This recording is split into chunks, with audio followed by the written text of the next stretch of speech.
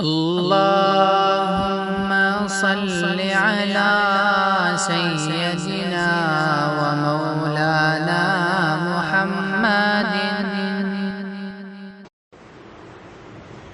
بسم اللہ الرحمن الرحیم. گزشتہ نشست میں آپ حضرات نے یہ سنا کہ جو مسلمان جن کو نبی صلی اللہ علیہ وسلم نے حبشہ کی طرف ہجرت کرنے کی اجازت دی، وہ جو وہاں گئے اور وہاں آرام سے رہنے لگے، یعنی اللہ کے دین پر عمل کرنے لگے، تو ان قریش مکہ کو پیٹ میں درد شروع ہوا.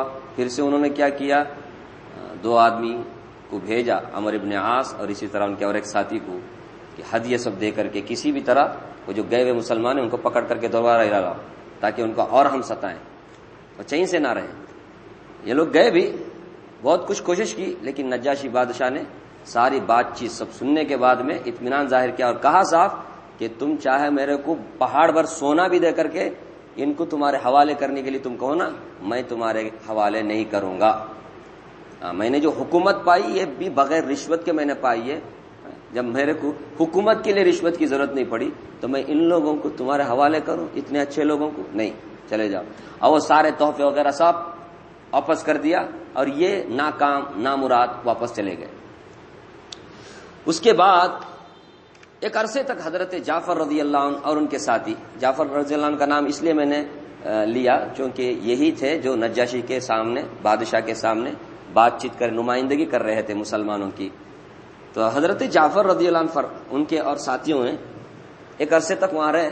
اس کے بعد ان کو خبر ملی حضرت رسول اللہ صلی اللہ علیہ وسلم مدینے کی طرف ہجرت کیے ہیں بول کر. اس کے بعد بھی قریب 7 سال تک آپ حضرت جعفر اور ان کے رفقا وہیں رہے حبشہ میں.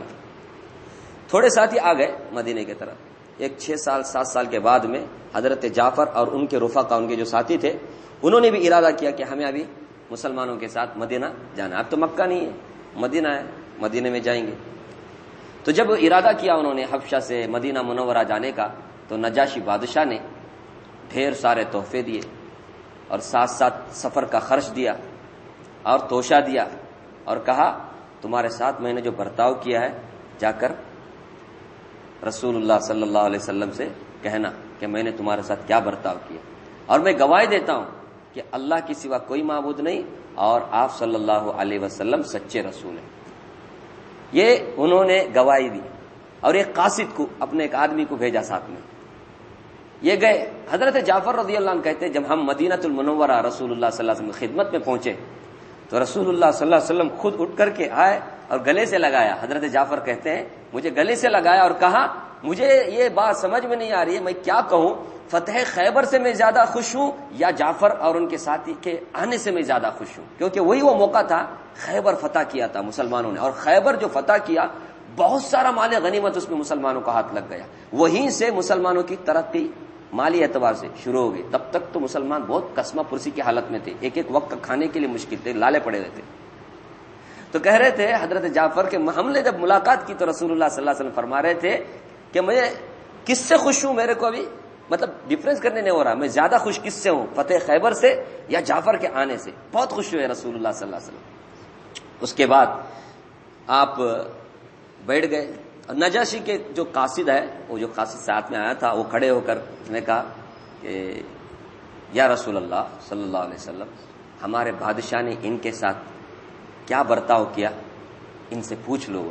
حضرت جعفر رضی اللہ تعالی انہوں نے کہا یا رسول اللہ بڑا اچھا انہوں نے سلوک کیا، ہماری بڑی مدد کی، بڑی خاطر خواہ ہماری مدد کی، اور ہم جب آئے تو ہمارے کو زاد راہ دیا، توشہ دیا، خرچ کا سارا سامان بھی دیا، اور پھر یہ تحفے وغیرہ بھی دیے، اور انہوں نے گواہی دی ہے کہ آپ اللہ کے رسول ہیں، اور انہوں نے یہ بھی درخواست کی ہے کہ آپ ان کے لیے مغفرت کی دعا کریں. یہ بھی نجاشی بادشاہ نے کہا کہ آپ کہو اپنے نبی سے کہ میرے لیے مغفرت کی دعا کریں. رسول اللہ صلی اللہ علیہ وسلم نے یہ جب سنا آپ خوش ہوئے. اسی وقت جا کر وضو بنایا اور وضو بنا کر کے آ کر 3 بار یہ دعا فرمائی، اللہم اغفر للنجاشی اللہم اغفر للنجاشی، 3 بار کہا اے اللہ نجاشی کی مغفرت فرما، اے اللہ نجاشی کی مغفرت فرما، اے اللہ نجاشی کی مغفرت فرما. اور جب جتنے بھی مسلمان تھے سب نے آمین کہا، سب نے آمین کہا. اس طرح حضرت جعفر رضی اللہ عنہ کہتے ہیں میں نے قاصد سے کہہ دیا کہ جب تم واپس جاؤ اور اپنے بادشاہ سے ملو تو تم بھی جو کچھ بھی ہمارے نبی صلی اللہ تعالی علیہ وسلم نے کیا وہ جا کر کے تم بتا دینا. ہاں تو یہ قاصد گیا اور بتا دیا. ملاقات تو نہیں ہو سکی نجاشی بادشاہ کی رسول اللہ صلی اللہ علیہ وسلم سے، لیکن وہ مسلمان تھے اور ہمارے نبی صلی اللہ علیہ وسلم کی مغفرت کی دعا بھی کیے. اور نبی کی دعا تو بہرحال قبول ہونی ہے. کیا بولتے آپ؟ خیر، یہ تو نجاشی بادشاہ کے سلسلے میں بات ہوگی. نبوت کا 6واں سال تھا، نبوت کا 6واں سال. آپ صلی اللہ علیہ وسلم نبی بنایا جائے 6واں سال چل رہا تھا.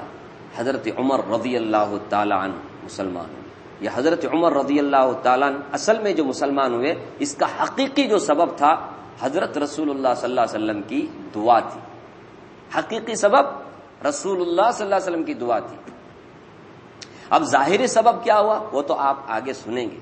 شروع میں تو رسول اللہ صلی اللہ علیہ وسلم اس طرح دعا مانگا کرتے تھے کہ اے اللہ در پردہ ابو جہل یا عمر بن خطاب ان دونوں میں سے جو تیرے نزدیک زیادہ محبوب ہے، زیادہ پسندیدہ ہے، اس سے اسلام کو عزت دے دے.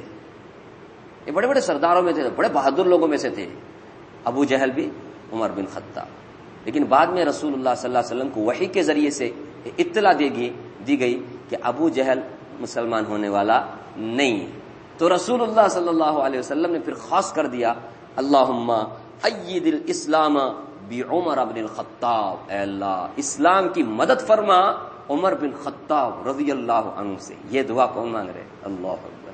عمر سے اسلام کو تقویت دے، مضبوطی عطا کر اے اللہ. اس طرح دعا مانگا کرتے تھے.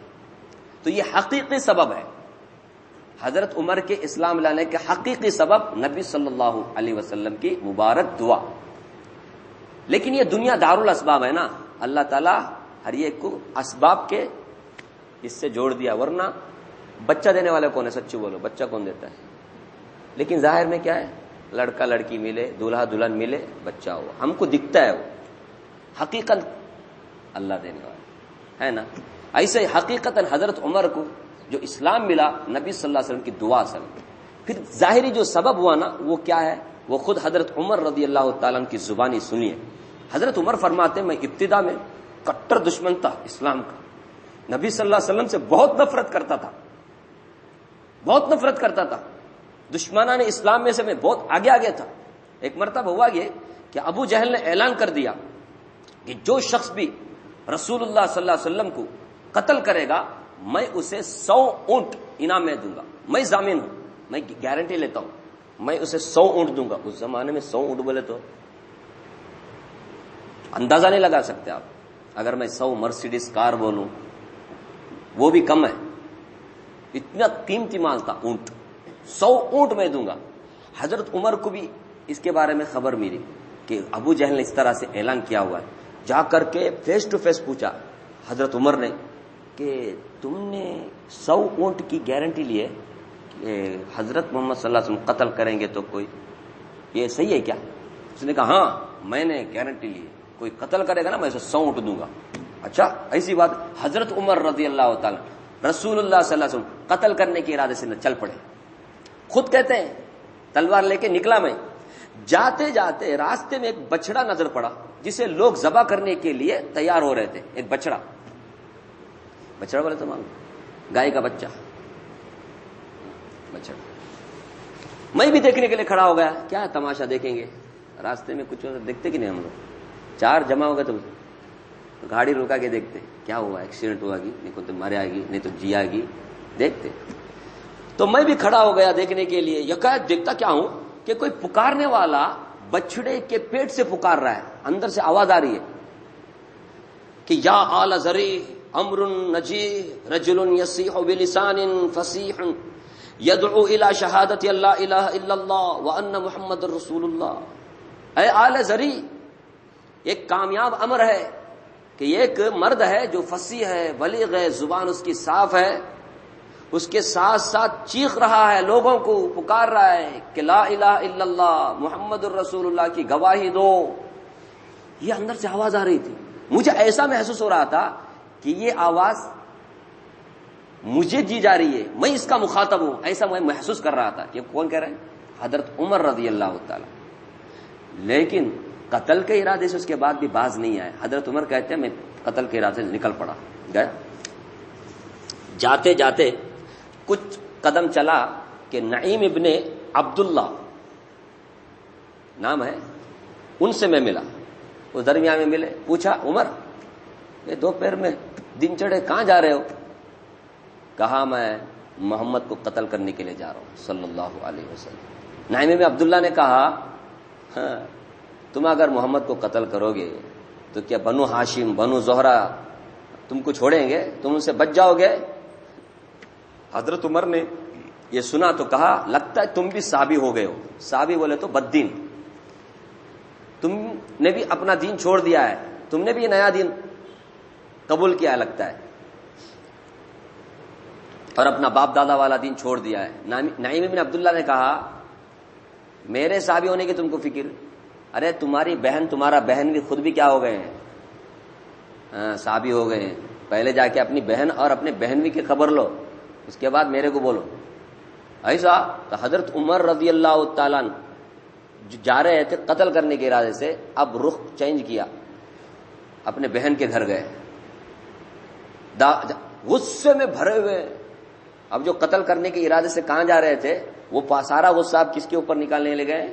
بہن کے اوپر. سیدھا بہن کے گھر گئے، دستک دی تو وہاں حضرت خباب رضی اللہ عنہ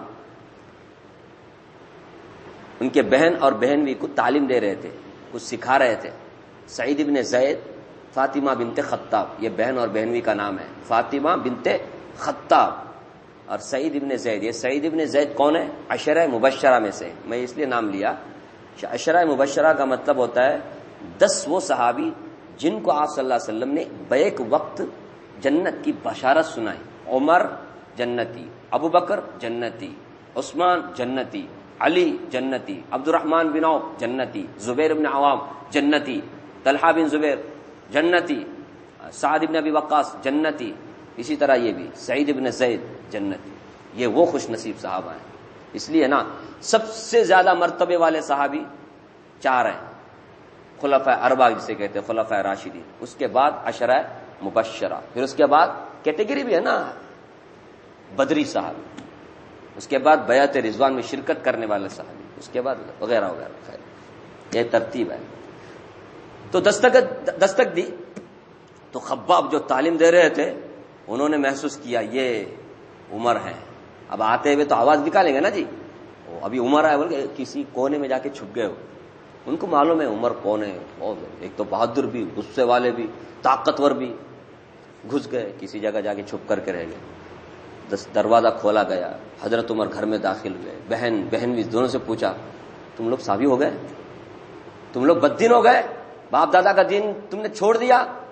بہن بھی نے کہا ان کے اگر تمہارا دین کے مقابلے میں کوئی دوسرا دین اگر حق ہے، سچ ہے، اس کو اگر اختیار کیا جائے اس میں برا کیا ہے؟ تم جو دین اپناتے ہو نا اس سے بہتر دین اگر کوئی دوسرا ہو اسے اگر اختیار کیا جائے تو اس میں برا کیا ہے؟ یہ سننا تھا، غصے میں آ گئے، بہنوی کو مارنے کے لیے آگے بڑھ گیا حضرت عمر.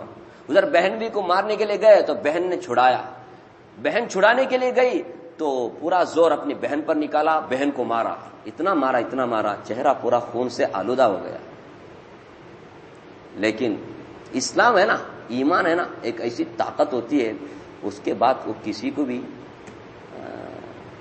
اس کے سامنے صرف اللہ ہی ہوتا ہے، دنیا بھر کی ساری تکلیفیں برداشت کرنے کے لیے وہ تیار ہو جاتا ہے.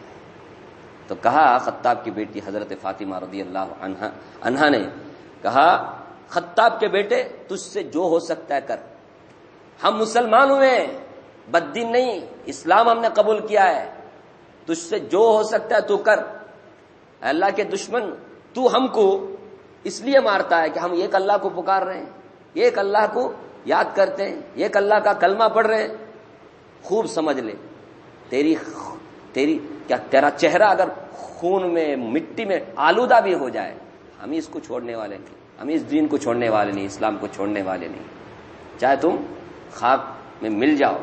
اس طرح سے ایک بہن کے زبان سے، وہ بھی چھوٹی بہن ہے حضرت عمر سے، یہ جرت مندانہ جو الفاظ سنے تو حضرت عمر بھی وہ جو غصے میں تھے نا، ان کا بھی غصہ ٹھنڈا ہوا. ایک تو بہن کو مارا، اور بہن مارنے کے بعد بھی الٹا کیا کر رہی ہے، جرت کے ساتھ بات کر رہی ہے، ہمت سے بات کر رہی ہے. یہ تھوڑا سا خاموش ہو گئے، ٹھنڈا پڑ گئے، کچھ شرمائے بھی. شرمانا نا، آپ کچھ بولو نا، ایک مرد بان عورت کے اوپر ہاتھ اٹھائے نا، شرم کی بات ہے نا. تمہاری بہادری عورت کے اوپر نکالتے ہو، اتنے بڑے بہادر، شرمائے. جا کے میں اپنے بہن کو ہاتھ اٹھایا نا، وہیں سے چینج ہو گئے. اب پوچھنے لگے، اچھا وہ جو کتاب، میں ذرا آواز سن رہا تھا، وہ جو کتاب جو تم پڑھ رہے تھے نا، وہ میرے کو بھی ذرا سناؤ نا، میرے کو بھی لاؤ، میں بھی ذرا پڑھنا چاہتا ہوں. حضرت عمر نے کہا. اتنا سننا تھا، وہ جو حضرت خباب چھپ کر بیٹھے تھے نا، وہ باہر آ گئے، فوراً باہر نکل کر آئے. بہن نے کہا، تم دیکھو نجس ہو، انک رجس وانہ لا یمسہ الا المطہرون فقم فتوضا. کہا دیکھو تم نجس ہو، یہ جو قرآن ہے نا، اسے پاک لوگ ہی چھو سکتے ہیں، اس لیے اٹھو، جا کر کے وضو بنا کے آؤ یا پھر غسل بنا کے آؤ، اس کے بعد ہم تمہارے ہاتھ میں دے سکتے ہیں. حضرت عمر رضی اللہ عنہ سیدھا گئے، غسل کیا، وضو بنایا اور آئے. اور آ کر کے وہ جو صحیفہ بولے تو اب آج قرآن کے شکل میں ہے نا، ایسا نہیں تھا اس زمانے میں. آپ تو جانتے ہی ہیں، کہیں ہڈی میں، کہیں پتے میں، کہیں چمڑے میں، اس طرح سے سب مختلف جگہ میں لکھا ہوا تھا. وہ سب بعد میں حضرت ابوبکر کے زمانے میں رضی اللہ عنہ جمع کیا گیا اور ایک کتابی شکل دی گئی. تو صحیفہ بولتے وہ کیسا، پرسوں سنا تھا میں حضرت ابوبکر کے زمانے میں ہو گئے تھے، ابھی دیکھے تو انہوں بول رہے ہیں صحیفہ کا مطلب ایک تختی 4-5 پیج والا. اس طرح سے بھی ہوتا ہے نا. ابھی بھی دیکھو نا 30 پارے والا الگ الگ پارا بھی ملتا ہے آپ کو، خالی یاسین ملتا ہے، خالی سورہ بقرہ ملتا ہے کہ نہیں بازار میں، اور افضل الوظائف بول کے الگ سے، اس میں سورہ رحمان، سورہ واقعہ وغیرہ وغیرہ الگ سے بھی ملتا ہے، پورا قرآن الگ سے بھی ملتا ہے. تو یہ صحیفہ ان کے سامنے پیش کیا گیا، ہاتھ میں انہوں نے لیا پاکیزگی کے ساتھ. اس سے ایک بات معلوم ہوئی، قرآن پکڑنا تو کیا کرنا چاہیے ہمارے کو، وضو بنانا چاہیے، بغیر وضو کے قرآن نہیں چھونا چاہیے. یہ ان کی سمجھ تھی. دیکھو ٹھیک ہے، سورہ طٰہٰ اس میں لکھا ہوا تھا. سورہ طٰہٰ آج بھی آپ نے فجر کی نماز میں سنا، طٰہٰ ما انزلنا علیک القرآن لتشقی. عربی سمجھتے تھے نا، وہ پڑھتے گئے. جب اس آیت پر پہنچے، اننی انا اللہ لا الہ الا انا فاعبدنی واقم الصلاۃ لذکری، اس جملے پر پہنچ گئے. حضرت عمر رضی اللہ عنہ رک گئے. یہ اصل میں یہ جملے کا مطلب کیا ہے، حضرت موسیٰ علیہ السلام سے جب کوہ طور پہ وہ گئے تھے آگ لینے کے لیے، وہاں اللہ تعالیٰ نے ان سے بات کی. اے موسیٰ، کتنا بڑا ہے، آگ لینے گئے تھے، اللہ نے نبوت سے سرفراز کیا. اس ٹائم پہ حضرت موسیٰ سے اللہ تعالیٰ نے مخاطب ہو کر کے کہا، اننی انا اللہ لا الہ الا انا فاعبدنی. اے موسیٰ سنو، میں خدا ہوں، میں معبود برحق ہوں، میرے سوا کوئی معبود نہیں، میری یاد کے لیے نماز پڑھا کرو. اس کا آیت کا ترجمہ اتنا سننا تھا. بے ساختہ حضرت عمر رضی اللہ عنہ بول اٹھے، ما احسن کلامہ ما اکرمہ، کیا بہترین کلام ہے، کتنی بہترین اس میں باتیں ہیں. اتنا کہا، حضرت خباب رضی اللہ عنہ پہچان گئے. عمر سے کہا، اے عمر بشارت ہو تم کو، رسول اللہ صلی اللہ علیہ وسلم دعا مانگتے تھے تمہارے حق میں، مجھے امید ہے وہ دعا قبول ہوئی ہوگی، چلو جاتے ہیں. حضرت عمر نے کہا مجھے بھی لے کے جاؤ. حضرت رسول اللہ صلی اللہ علیہ وسلم کی خدمت میں، سیدھا حضرت رسول اللہ صلی اللہ علیہ وسلم کے خدمت میں حضرت خباب، حضرت عمر رضی اللہ عنہ جانے لگے. اس ٹائم پہ رسول اللہ صلی اللہ علیہ وسلم دار ارقم میں صحابہ کو جمع کر کے مشورے کیا کرتے تھے. جیسے ہمارے زمانے میں ہم مسجدوں میں ماشاءاللہ مشورہ کرتے ہیں، اس زمانے میں کعبۃ اللہ میں تو بت رکھے ہوئے تھے، کہاں جانے کا، کہیں بھی نہیں ہے جگہ، کوئی بھی مسجد بھی نہیں. ایک دار ارقم ایک جگہ تھی، وہاں پہ مسلمان مل کر کے کیا کرتے تھے، مشورے سے کچھ بھی کرتے تھے، چھپ چھپا کر کے کیا کرتے تھے، اسلام لاتے تھے. بڑا مشکل تھا اس زمانے میں، اسلام کو قبول کرنا ہی مشکل تھا، اسلام پہ عمل کرنا مشکل تھا. وہاں کیا کرتے تھے، مشورے کیا کرتے تھے. رسول اللہ صلی اللہ علیہ وسلم دار ارقم میں موجود تھے. تو حضرت خباب عمر رضی اللہ عنہ کو لے کے چلے گئے. دستک کی آواز، دروازہ کو کھٹکھٹایا، پوچھا کون ہے، عمر. اندر والے جتنے بھی تھے سب ڈر گئے، عمر آ گئے. حضرت حمزہ رضی اللہ تعالیٰ عنہ کا ڈرنے کی ضرورت نہیں ہے، اگر خیر کے ارادے سے آیا بہتر ہے، اگر وہ برائی کے ارادے سے آیا ہے عمر تو پھر اسی کے تلوار سے اسے ہمیں کیا کریں گے؟ ختم کر دیں گے. ٹینشن کرنے کی ضرورت نہیں. حضرت حمزہ بھی ویسے ہی تھے وہ بھی بہادر. آپ تو جانتے ہی ہیں جنگ بدر میں کتنے لوگوں کو سلایا انہوں نے. اسی کا بدلہ لینے کے لیے ہندا نے ایک وحشی صحابی تھے، بعد میں مسلمان ہو گئے، وہ غلام تھے اصل میں شروع میں، ان کو کہا کہ جاؤ کہ حمزہ کا اگر تم قتل کرو گے نا میں تمہارے کو آزاد کروں گی. وہ چھپ چھپا کر کیسے بھی کر کے کیا کیا، غزوہ احد میں حضرت حمزہ ردن پر نشانہ لگایا. اور نہ حضرت حمزہ کے سامنے کوئی آ نہیں سکتا تھا، چھپ کر مارا ہوا، سامنے سے کوئی وار نہیں کر سکتا تھا. حمزہ بھی ایسے بہادر. اللہ کے رسول نے حضرت حمزہ کو اسد اللہ فرمایا، اللہ کا شیر، اسد اللہ. اور اس کے بعد جب وہ ان کے ٹکڑے ٹکڑے کیے گئے نا تو اللہ کے رسول صلی اللہ علیہ وسلم نے ان کو کہا سید الشہداء حمزہ، سارے شہیدوں کے سردار ہے حضرت حمزہ. یہ ایک مرتبہ نہیں، 70 مرتبہ نبی صلی اللہ علیہ وسلم نے جنازے کی نماز پڑھی. 70 مرتبہ. آپ بولیں کہ 70 مرتبہ کیسے پڑھے؟ 70 مرتبہ پڑھنے کی وجہ یہ ہے غزوہ احد میں 70 صحابہ شہید ہوئے تھے. ہر ایک صحابی کے اللہ کے رسول صلی اللہ علیہ وسلم نے الگ الگ جنازے کی نماز پڑھی. تو ایسے میں حضرت حمزہ کا جنازہ وہیں رکھا گیا. اس طرح حضرت حمزہ کا 70 مرتبہ کیا، ایک آتے تھے ایک کو لے کے جاتے تھے، ایک کو ایک لے، لیکن حضرت حمزہ کا جنازہ ویسے ہی رکھا تھا. 70 مرتبہ جنازہ. اتنا درد ہوا تھا ہمارے نبی صلی اللہ علیہ وسلم. خیر حضرت حمزہ نے کہا دروازہ کھول دو، آنے دو. اگر اللہ نے عمر کے ساتھ خیر اور بھلائی کا ارادہ فرمایا ہے تو اللہ اس کو ہدایت دے گا اور وہ اسلام لے آئے گا اور اللہ کے رسول کی اتباع کرے گا. ورنہ تم اللہ کے حکم سے اس کے شر سے محفوظ رہو گے، مامون رہو گے. الحمدللہ عمر کو قتل کرنا ہمارے لیے کوئی مشکل نہیں ہے. کھولو. کھولا گیا تو 2 آدمیوں نے حضرت عمر کو پکڑا، کہاں مارنے جاتے ہیں بول کے دونوں پکڑا. حضرت عمر رضی اللہ عنہ سیدھا ہے، رسول اللہ صلی اللہ علیہ وسلم کے سامنے ان کو بٹھایا گیا. حضرت رسول اللہ صلی اللہ علیہ وسلم شروع میں کہا کہ چھوڑ دو، کیوں پکڑے ہوئے، چھوڑ دو. حضرت عمر کو کہا رسول اللہ صلی اللہ علیہ وسلم ادھر آؤ. پھر ان کا دامن پکڑا، دامن بولے سامنے کا حصہ پکڑ کر کے کھینچا. حضرت عمر کے دامن کو پکڑ کر کے کھینچا. اے خطاب کے بیٹے اسلام لا. یہ دعا پڑی، اللہم اہدی، اے اللہ اسے ہدایت دے دے. اللہ رسول اللہ کو کیا معلوم تھا کہ یہ خود ایمان لے آنے کے آئے ہیں. تو کہا عمر کے بیٹے معاف کرنا خطاب کے بیٹے مسلمان ہو جا. پھر اللہ سے دعا فرمایا اللہ ہدایت دے دے. اور ایک روایت میں اللہم ھذا عمر بن خطاب اللہم اعز الدین بعمر الخطاب. اے اللہ یہ عمر ہے، اللہ سے مخاطب ہو گیا، اللہ یہ عمر ہے، اے اللہ اس کے ذریعے سے تو دین کی مدد کر، دین کو غلبہ عطا فرما. یہ کہا. اس کے بعد کہا اے عمر کیا تم اس کا انتظار کر رہے ہو کہ اللہ تمہارے اوپر عذاب نازل کرے، وہ بھی ذلیل کرنے والا، تب تک تم مسلمان نہیں ہوگے؟ کیا ہے؟ حضرت عمر رضی اللہ عنہ یہ سب سن رہے تھے. کہا یا رسول اللہ میں خود ایمان لانے کے لیے آیا ہوں اور مسلمان ہو گئے. کہا اشہد اللہ الہ الا اللہ وانک رسول اللہ. اے اللہ میں گواہی، اے اللہ کے رسول میں گواہی دیتا ہوں اللہ کے سوا کوئی معبود نہیں اور آپ جو ہیں اللہ کے رسول ہیں. یہ سننا تھا رسول اللہ صلی اللہ علیہ وسلم فرت مسرت میں، خوشی کے عالم میں اللہ اکبر تکبیر پڑی.